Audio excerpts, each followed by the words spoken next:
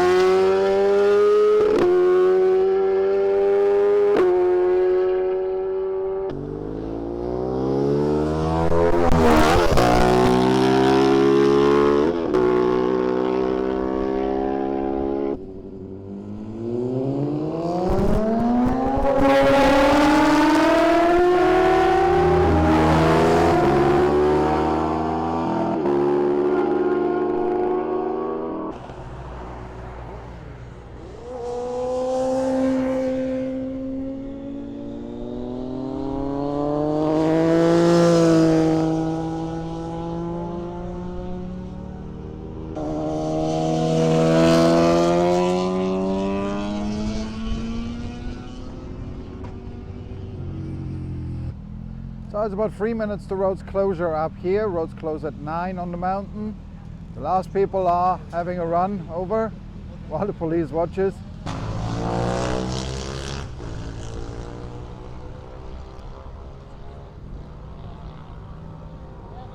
So it's 1 minute to road closure on the mountain. Road closes at 9 AM up here. As you can see, the guys are getting ready.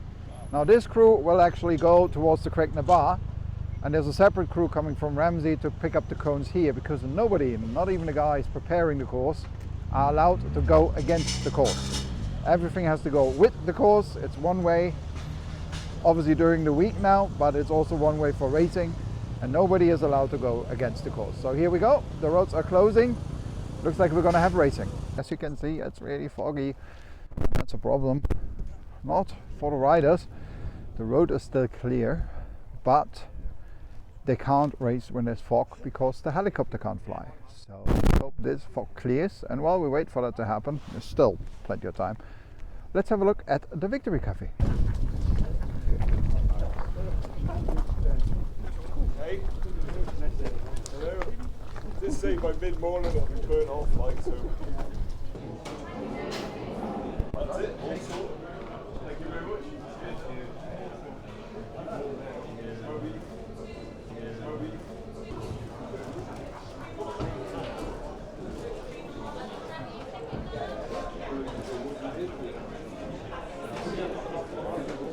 If you are a TT fan of old, then you will of course remember this place as the old motorcycle museum that used to be up here. And people always called for the government to make it an official motorcycle museum or TT museum, because it never really was, and they never did. And then it closed, and the place was empty for quite some time, until the guys took over with the Victory Cafe, which is hugely successful, very popular, and it's a very welcome base station if you watch on the mountain, because it is cold out there. When you do watch from the mountain, always bring, you know, proper gear. I've got a hat and everything as well, because it does still get cold up here, even on sunny days. So Victory Cafe now it's really nice. Everyone loves this place, and it's your perfect, you know, hideout to watch on the mountain.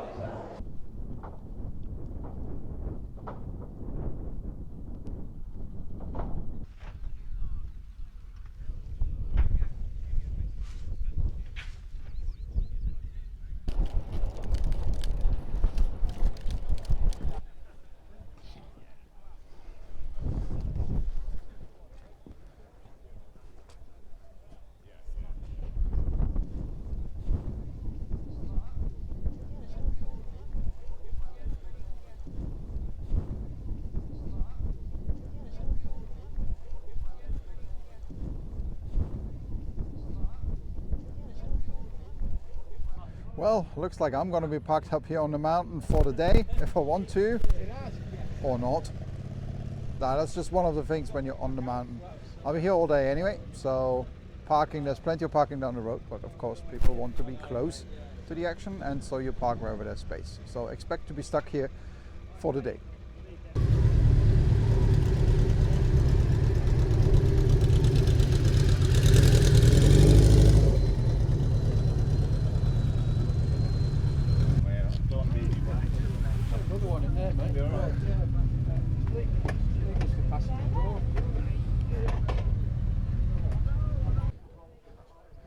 It's still a bit cold up here, so time for a hat change. They didn't have it in red, which is of course scandalous. So there's a delay, because you can see there's low cloud cover. If you look at this way, you can see Brandywell. In fact, you can't, and that's a problem. That's the highest point on the course. Snaefell you can't see at all. It's in fog, so they give it a 30-minute delay just to let this clear up. The sun should burn it off.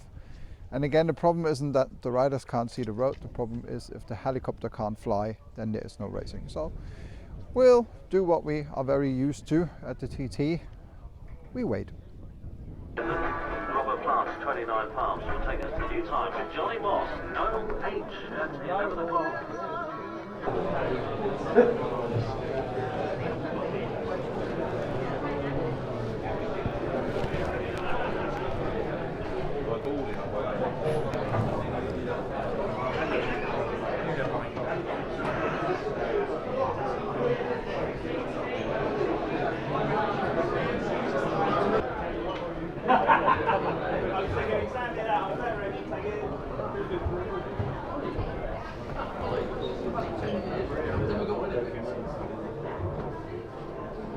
Which is allowing water previously being held back by the barrier to gush free.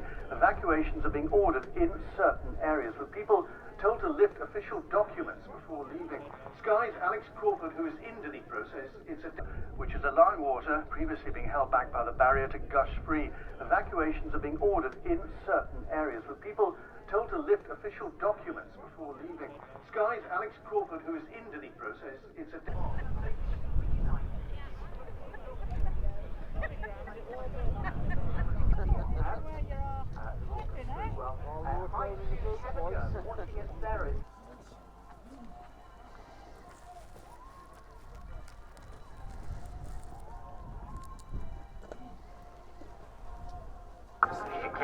and soul-filled water on the best biking station in the world. I still absolutely love that song. While we wait for the weather to improve, I found a couple of these in my pocket. Let's see what we can make. Ta-da! One of many useless talents. So the schedule is delayed again until 1:30 now for the warm-up lap, which means I've decided to take a gamble and take the train up to the summit of Snaefell Mountain to hopefully catch the warm-up lap from up there. It's not quite cleared yet, so there's still a bit of fog, but we'll see. If it works out, it might look epic. If it doesn't work out, you're gonna get just a white screen. So let's see.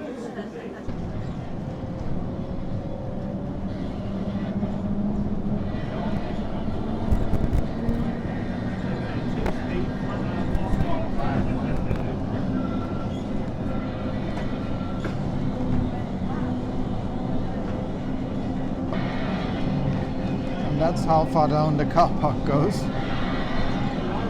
So yeah, be early or be prepared to walk.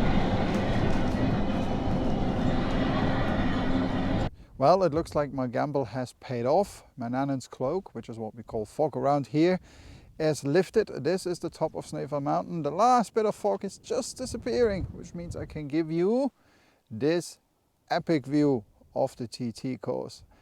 And I just wanted to show you a completely different perspective, a different viewing spot, something you probably won't see in many other places or channels.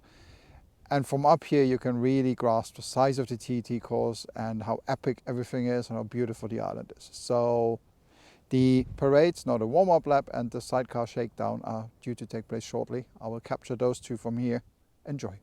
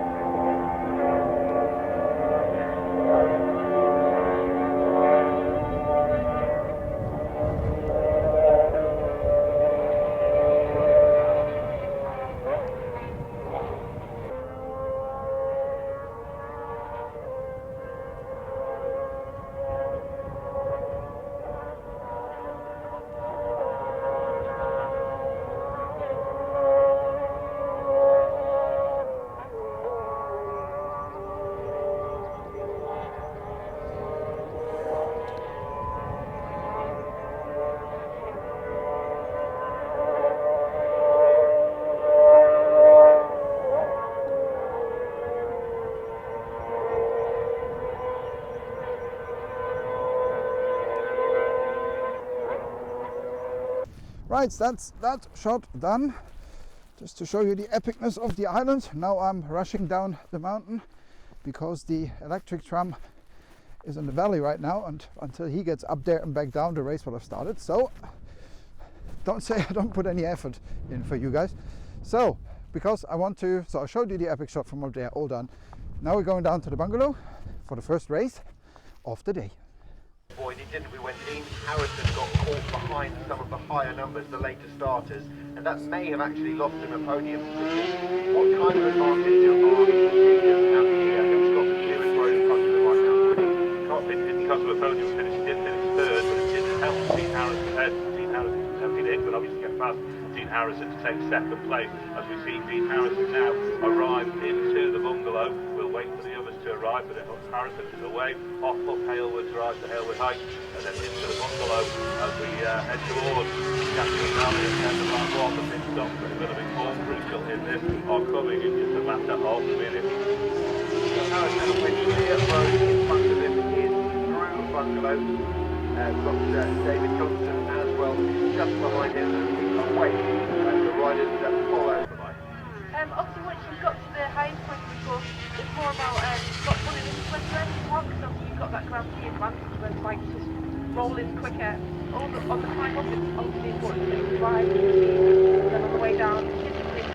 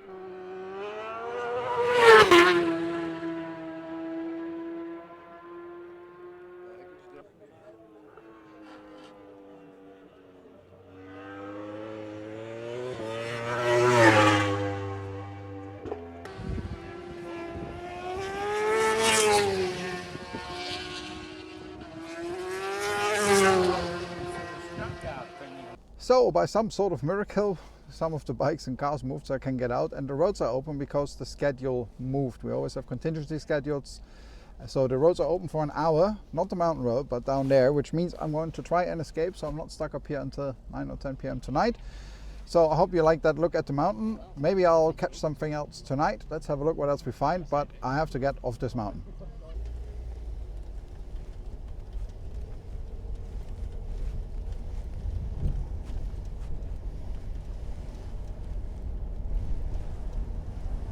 So now that I've managed to escape the mountain, I decided I might as well show you some more of the TT today. There's a second race coming up. Some of you will recognize that building. That of course is the old Sulby General Stores, which means that's Sulby Hotel, one of the most famous pubs on the course. I'm going to show you that. I'm going to show you what it's like to spectate from Sulby Straight, which is a bloody fast part of the track. It's beautiful.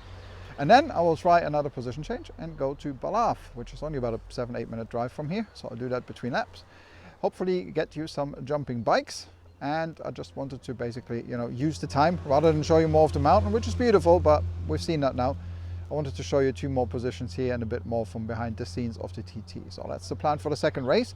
By the way, if you are up on the mountain during a day like this, you can change, or even if the roads don't open, right? You can change from the Bungalow down to Sulby. You can't cross the track, but you can be on the inside of Sulby Straight. So if you watch, say, the first race up there and you fancy a change, hop on your bike, if you can get it out, or your car, and come down here to Sulby. It takes you about 20 minutes if you ride gently, which you should because it's very busy there.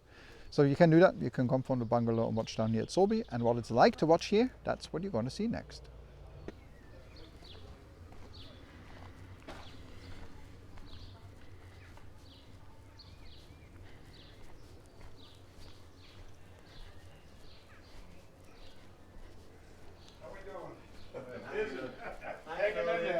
You're working hard.